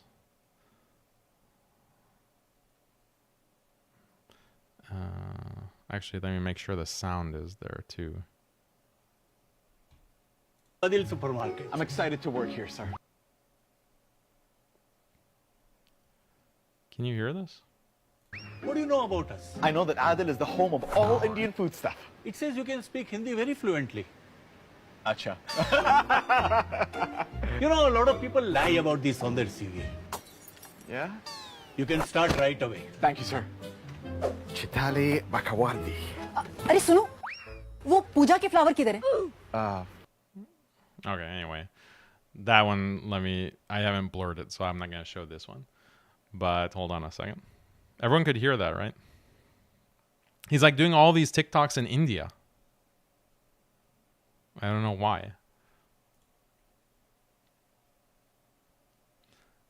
Hold on. Everyone could hear? Okay, you can hear. Okay, so look at this one. Assalamu alaikum, doctor. Stomach infection. Sorry, doctor, what was that? You have stomach infection. I haven't told you what's wrong with me. What's wrong with you? I hurt my leg yesterday. Stomach infection. My stomach is fine. It's my leg that's the problem. Lie down on the bed. What I think happened to my knee is... Doctor, why are you touching my stomach? How is your stool? My what? Ooh, Kaka, how is it? My poo is fine, but what's that got to do with anything? We'll have to do endoscopy. What is that? Checking the rectum area. What? Doctor, I swear there's nothing wrong with my stomach, it's my leg. Oh, your leg? Yes. Come along. Take it to the pharmacy. Yeah, okay. So you can like do one of these 10-hour challenges, like, can Khalid make me laugh? You know, the can Khalid make me laugh challenge, and just watch for 10 hours of this nonsense and you won't crack a smile. Like, it's so cringe and disgusting. And I don't know why it's all in India. So I guess this is where maybe this is his father-in-law. I don't know. His future father-in-law. Look at this one. Like, this is a advertisement. Good evening, everyone. Welcome to PF Chang's. What can I get for you? Do you have sweet and sour chicken? We do, sir. Of course they have sweet and sour chicken, honey. It's a Chinese restaurant. Ma'am, we're actually Pan-Asian. What's a Pan-Asian restaurant? Oh, we sell a variety of foods from across Asia. But you do have sweet and sour chicken, right? Yeah. Do you have chicken nuggets? No, sir, but we These have stupid chicken sound sticks. effects. Are they the same as chicken nuggets? They're better. But are they the same? He'll have the chicken sticks. Excellent choice, ma'am. I was in the mood for Japanese today. Yes, sir. We have Japanese. We're Pan-Asian. I was in Japan once. Oh, that's nice. I even had sushi. Great. I went to Tokyo in 1962 to a small restaurant. No. It was actually 1963. Was it Japan? Enough, Nani. This has got to be a Mongolian restaurant. There's Mongolian spicy beef here. Are you sure it's not? This is it. Like, there's no punchline. There's no the skit is just an Indian family at this Chinese restaurant, and they don't understand the concept of a Pan-Asian restaurant. That's it. That's all it is. This is what, let's see, 1.1 million views. And 1.1. The other one that we saw with the stomach doctor wanting to check his rectum was 2 million views. The first one we saw was almost 3 million views just on TikTok. I don't even know. Maybe Instagram has another 1 million or 2 million views. And this one was really cringe. Excuse me, can I ask you to come outside, please? Who's there? Yes. I'm inside in my private space. Sir, the smoke alarm is currently going off. May I ask you to come outside now, sir? What happened? The smoke alarm went off. What do you think, that I was smoking inside? I never said anything, sir. Then- If you just give me the chance to check, then we can deal with Okay. this. Thank Go you and so check. much, sir. Go, check. It's not mine. Sir, there's a cigarette in there. So? You were in there when the smoke alarm went So off. you are putting allegations on me that I was smoking I am inside? telling you facts, sir. I'm not putting allegations. Then- I care about the safety. Like, why is he wearing a wig? Like, is that supposed to add to the comedic effect? Of the passengers and So? the fellow crew and yourself, sir. So do you know who I am? Sir, it's not about that. It's Then about a what about my reputation that you are spoiling? Each and everyone is looking at me. What is this? Please go back to your seat, sir. Okay. Thank you, sir. Ladies and gentlemen, I apologize for the minor disturbance. A passenger has been caught in the lavatory. Like, that's his life now, is being berated by Pajits. That's his whole life. That's what's become of Khalid. Just that's what, so far, that's what all of these TikToks are about, right? He's just being berated by Indians. And it's supposed to be funny, I guess. It is funny, like, in a sad, pathetic way. Smoking a cigarette. It's okay. Why you The are putting person- fake allegations on me? Do you know who I am? Here's the evidence. The passenger is over there. So, you have to come with us. For what? Because of the disturbance you caused, it's against the airline. I was not smoking. He was smoking there in the lab. You were smoking? No. Sir, please remain calm. It'll be okay if you just... You know who I am? You fool! You have to face a lot of consequences because of this, you know? Excuse me, can I... Yeah, like, what the heck is that? What the heck was that? It's just shocking that this a video like this has over 1 million views. So that's what's become of poor Khalid. I mean, I'm not that sad for him, but he's gonna be spending a lot more time in India apparently. Like, all of these TikTok skits are in India with Indians. So I don't know if, like, maybe the government in his country is telling him, like, we need to increase relations with India. You know, go to India and do all of these skits, and we're trying to improve relations between India and the Middle East. Maybe he's on contract like that. Or maybe it's just like he's trying to appeal to that audience, trying to grow his audience by, you know, getting more Indian viewers. I don't know. What's the logic of this? But it's shocking. Tell me what you think in the super chat. I'm going to read some super chats now, inshallah, before we get to the second part of our episode, which is looking at Ben Shapiro and analyzing the debate that he has had with atheists and this issue of slavery. How do we address the issue of slavery? So quite a different topic, but it's related. The overall topic is religious reform. Different ways to do religious reform. One is through TikTok videos, where you have Indians yelling at you and berating you, or your wife treating you like a dog, or, you know, debates with human rights activists. So go ahead and put in your super chats right now.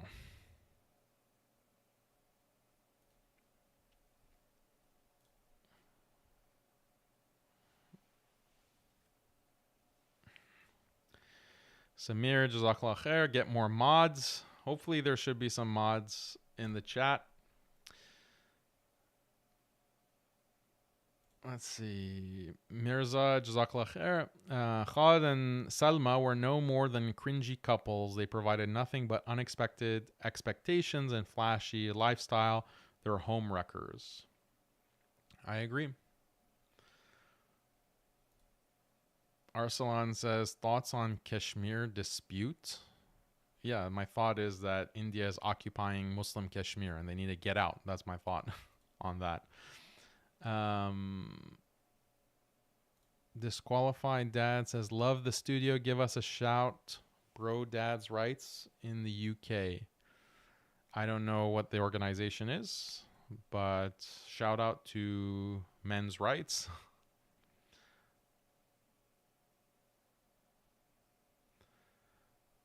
Let's see. Anything else related? Jazakallah khair, Abdullah. Coward. Khalid al-Ameri is a coward. Brother Andros, thank you so much for your super chat. Really appreciate all your support, brother.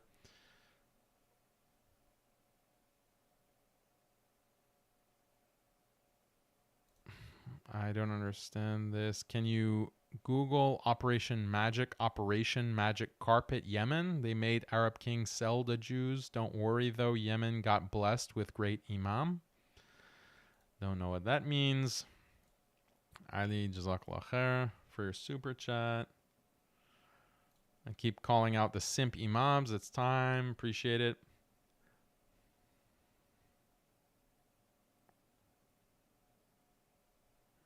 Daniel, have you heard of ESG and how Zionists have a chokehold grip over all North American businesses since COVID? This is never covered at all. It's even crazier than APAC. I'm not sure what that is referring to. ESG it's like the equity requirements that businesses have to meet, I believe, the ESG requirements. And they have chokehold. Yes, I agree. So this is the whole woke phenomenon affecting businesses. So that's something that maybe we'll cover in a future episode. But yeah, I'm familiar with it. Is it more powerful than APAC, or is it overlapping with APAC? I'm not sure. Bring back arranged marriages. As I said, like Khalid and Salamon's marriage is arranged. Drew Mack says, if men stop simping, the women would fall in line. Yes, I agree. The simping is a big part of it. Like if men just stopped endorsing feminism and stopped agreeing with feminism, then things would return in a lot of ways. But I mean, you have government support of this agenda as well. So that's part of it beyond just the simping.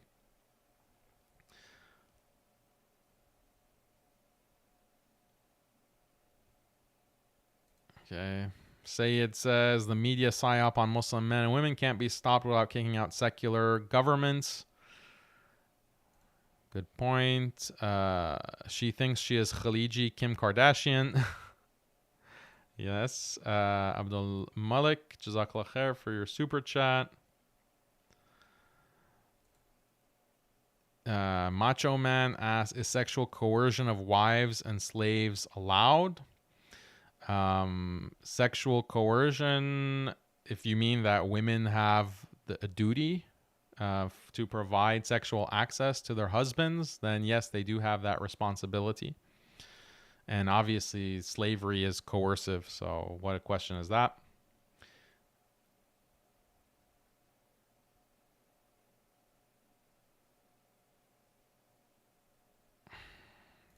This is what happens when you have money without working and you don't know what to do with it. People wreck their marriages watching them.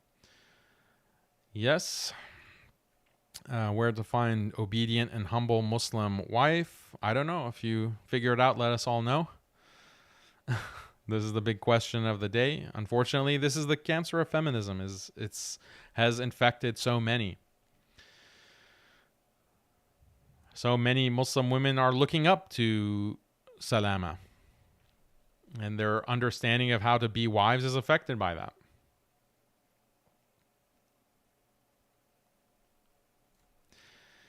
There still might be some Muslim men with 1/1000th of his wealth and would still believe they can keep their wife happy with Khalid's simp attitude. Mufti Menk is divorced too, I think.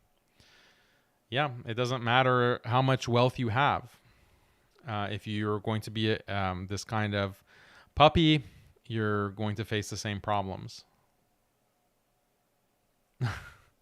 Show proof of his wife being Hindu. Don't assume. Well, fact check. He's not married. They're just engaged. So, and is she Hindu? I don't know. She's from a Hindu background. She's from, Hindu part of the world. She has this Hindu family. So is she secretly Muslim in her heart? Maybe. Yeah, I don't know. I gave that caveat at the beginning of the episode. Like maybe she's converting. But if she doesn't convert and she hasn't become Muslim, then a Muslim man can't marry a Hindu.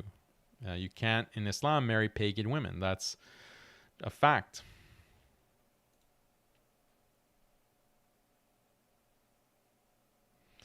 Halal Zoomer says, I've been clipping your content on my Twitter. Keep up the great work. I appreciate that, Halal Zoomer. I'll try to retweet you and follow back, inshallah. But that's a good point that for anyone watching, you're free to clip all this content. Anything on my channels you can use. You can translate it, you can clip it, you can publish it, and you can monetize it. You can monetize my content. Okay? Try to make money. Just clip it, post on your channels. You can make money. People have been able to translate my book even. They've translated the book and they've published it and they make money off of translated material. You're free to do that. You're free to make money off of any of the content that we publish on Muslim Skeptic. The only thing is don't change the content. Don't change it. But you can clip it, you can spread it, you can translate it, you can make money off of it. You're 100% welcome to do so and let other people know. Because if you want to help dawah, like you want to help the dawah, this is the best way, or one of the best ways that you can help and support those of us online that are doing dawah is by making clips and spreading those clips, creating shorts.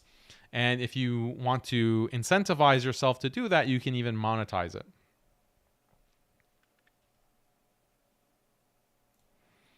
Bro, is marrying a Hindu considered as zina in Islam? Yeah, so since the marriage is invalid, then it would be considered zina between a Muslim and a pagan. Parvez, appreciate the super chat. Zihad, appreciate it. Samir makes a good point. Romance becomes simping when it's self-deprecating. Very good point. What's the ruling on investing in stocks? As long as the business is halal, and most of the business is halal, and there's a certain percentage that the that muftis will give, that the business, because most of the businesses that we see in the world today, they might take out loans, for example, haram loans. But if the purpose of the business is halal and a majority of it, the vast majority of the business is halal, then my understanding from what I've seen muftis give fatwa on is that it's permissible to invest in that business. If it's a impermissible business, like they're selling alcohol or it's like a pork ranch, then no, you cannot buy stock in that. That would be impermissible, as an example. Brother, how do we guide our sisters? Well, one of the things that's relevant to the episode today is make sure that they're not following these cringe couples, these Muslim influencers that are spreading the wrong message. That's one thing that you can help guide the sisters in your family. So you have your literal sister, your daughters, your wife, your mother, your aunts, any of these relatives that you can influence, tell them not to be following this stuff. Many women avoid accountability. Is this because of feminism or is it an inherent weakness? I think it's just not in a woman's nature to have that kind of ultimate accountability that men are supposed to have. So yes, women have accountability, but is it the same level as men? No. So there is something inherent to their nature, but feminism makes it 1,000 times worse. Because feminism says that if you face any difficulty, if you face any problems, ultimately it's because of a man. And even if, you know, some of these women that engage in mass murder, like you have serial killers who are women, and they make documentaries about these women. And most of the documentaries or most of the research that's done on these women is how were they abused? That's the first thing that comes up. Like, oh, this woman, she killed 5 men? She slaughtered 5 men and like ripped their intestines out with a knife? Who abused her? You know, I bet she was abused by her father. I bet she was abused by her husband. You know, that's the way that women are coddled. And even a lot of people who are commenting on this divorce of Khalid and Salama, they're saying that, oh, Khalid must have abused her. Khalid must have been some kind of abusive man. Like, they just assume that. There's just no accountability. Arabic L plate, thank you for your super chat. Maqbool says, I highly appreciate your work. Keep it up. Jazakallah khair. Will I collab with Sneeko? Yes, inshallah. I already had a discussion with him, and then inshallah in the future I'll have more. Let's see.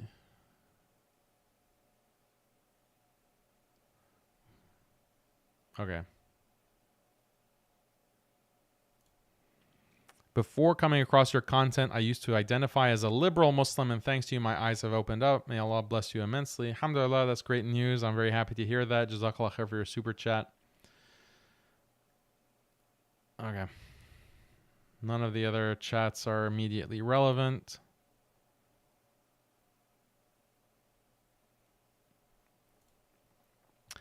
If she converts for the sake of marriage, not for Allah, isn't she a mushrik? And marrying mushrik is also not allowed. So is he doing zina in both cases?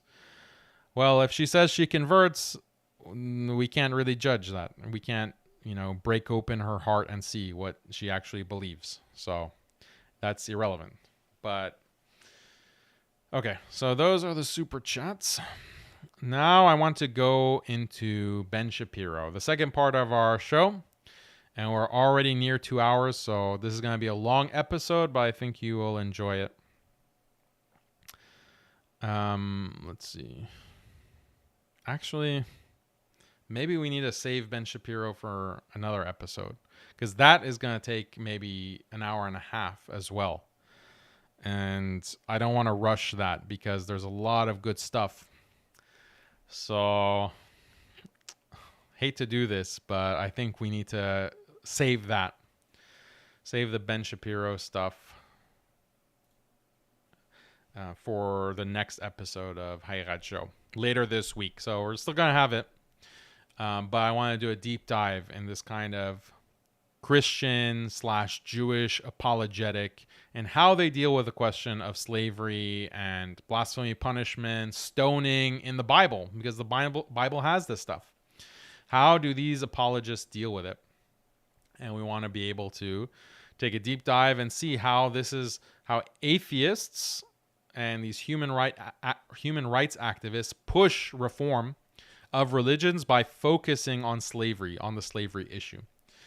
So I'm going to save it. I prepared the entire that segment of the show, but I don't want to rush through it, and we're already getting close to 2 hours. So let's just save it, inshallah. Okay. But I'll stay on for a little bit longer to address your super chats. So if you have any other super chats or just chats in general, I'll look at the chat on Khalid and Salama. Sorry, Jawad. I led you on. My bad. But it's just... I think it'll be good for its own episode. Let me just put it like that.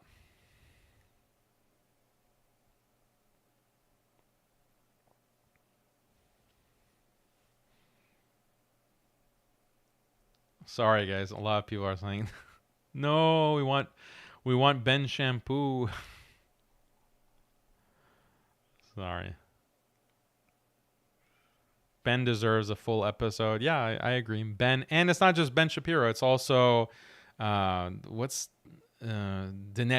D'Souza, this convert to Christianity, evangelical Christian apologist.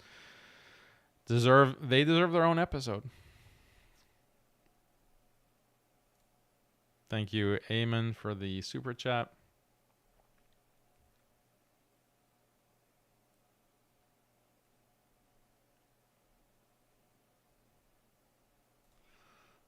Save it for next time. It's too late here as well. Where are you? Where are you located? What do you think of Kevin Samuels? A lot of entertaining content from Kevin Samuels. But we had an article on Muslim Skeptic. If you go to muslimskeptic.com and search Kevin Samuels, Brother Hood wrote an article giving a Muslim overview of Kevin Samuels. So check that out.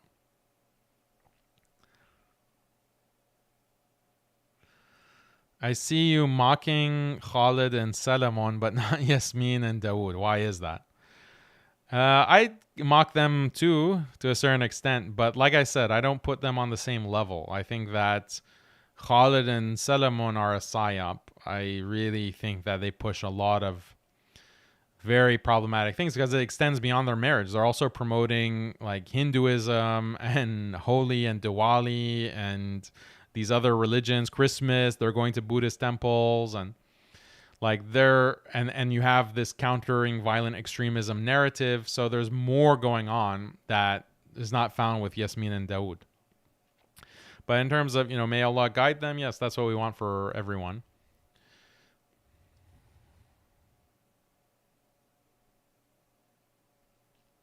Start a new episode right after this one right now.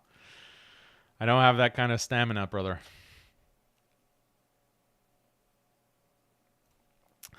You should make dawah to Candace Owens. Yeah, may Allah guide her, and she's under a lot of heat right now. I think she did an episode dedicated to Hitler. So she's gonna need a lot of help. React to Yasser Qadi and Sheikh Haytham's gender roles video. Inshallah, we're doing the legwork for that as we speak.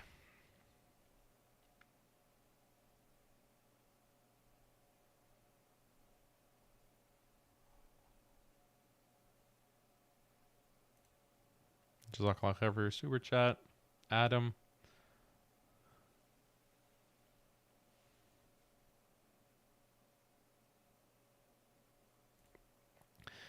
Feminism among Muslims stems from aqidah problems which sprung during colonization era. Rejecting clear texts, matters like hijab developed due to feminism. Yeah, it ultimately is an aqidah problem. I agree with you.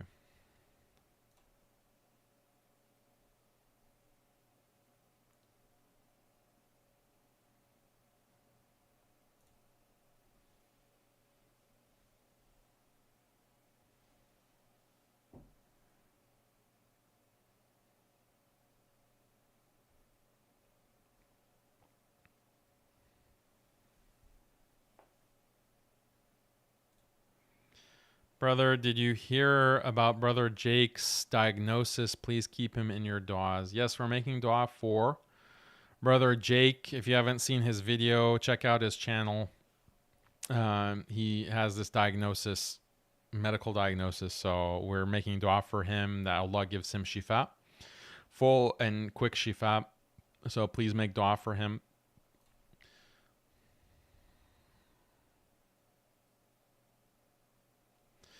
Daniel, can you refute destiny? Recently, he has been on a warpath on behalf of the Zionists and against Islam in general. Yeah, inshallah, I want to analyze some of the debates that he's been in. That's an episode that we're also planning. A lot of Muslims admire Putin, expose his hypocrisy. Yeah, maybe we'll have an episode on that.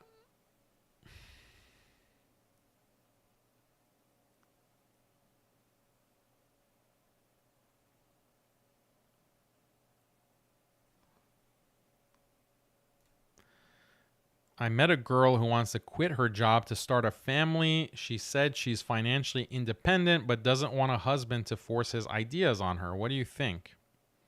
How is she going to start a family? She has to have a husband, and she'll be dependent on the husband if she quits her job. So is she like just really wealthy? She's really rich. Is that why? She won't need him. Yeah, but this is, you should just explain that dependence is necessary. Like dependence on a man is a big part of female attraction. So even if she doesn't want to be dependent, she's just shooting herself in the foot. Or like her satisfaction in a marriage is going to be hindered by being independent. She needs to be dependent on him. And like force his ideas on her. Like, are you planning on marrying a husband that you'll be, at odds with? Like you won't align in terms of your beliefs? I don't get like how someone can have that kind of mentality. But you want your husband to be a leader. Do you want your husband to be led by you? Like you want to be this kind of puppy for your husband, your husband as a puppy for you? Like that's not going to be happy for you in any sense. You want your husband to be a leader, and part of being a leader is a leader in terms of ideas and beliefs as well. You want your husband to be your mentor. You want your husband to be your imam. If you put it in the worst kind of way, like, oh, he's forcing his ideas on me, then this is immature. Like, don't think about it like that in this kind of liberal way. Like, come to India, Daniel. I look after you. I don't know if this is a genuine offer or it's a threat. I'll look after you. Come to India. Come straight. We'll meet you at the airport.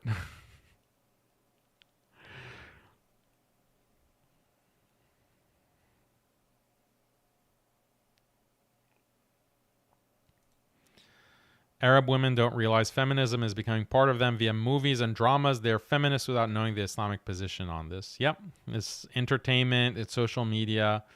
That's like the biggest influence on Muslims, unfortunately, today.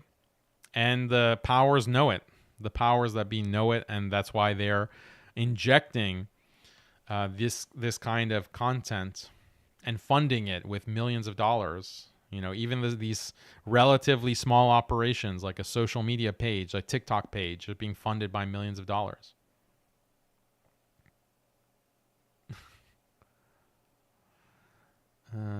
Any debate coming? Inshallah, yeah, there's a debate that is, I'm finally was able to contact this channel that is going to hopefully moderate a debate between me and that Sam Shamouni guy.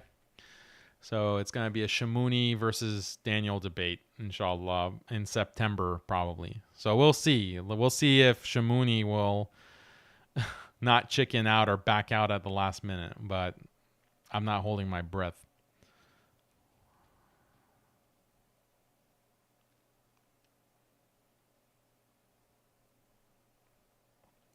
Franz Fanon wrote that when the French tried to corrupt Algerian women with feminism, they reacted by covering even more with hijab and niqab, but that's no longer the case, sadly. Yeah.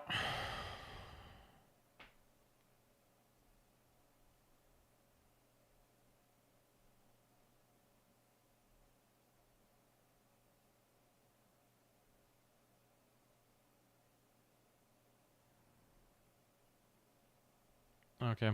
So let's slowly come to a close. Episode 4 coming out hopefully within 2 months. Working on a lot.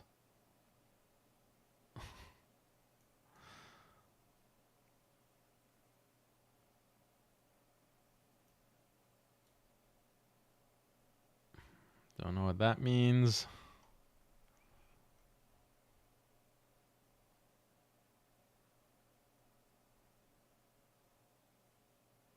Okay.